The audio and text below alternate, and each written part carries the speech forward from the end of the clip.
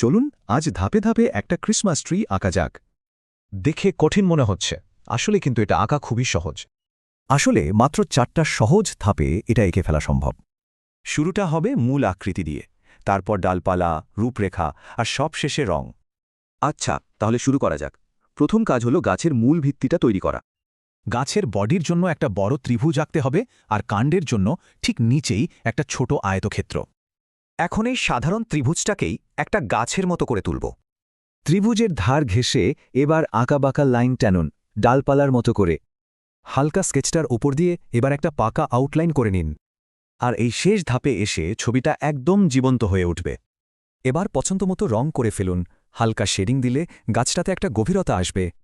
ব্যাস হয়ে গেল, দেখুন একটা সাধারণ আকৃতি থেকেই সুন্দর একটা গাছ তৈরি হলো।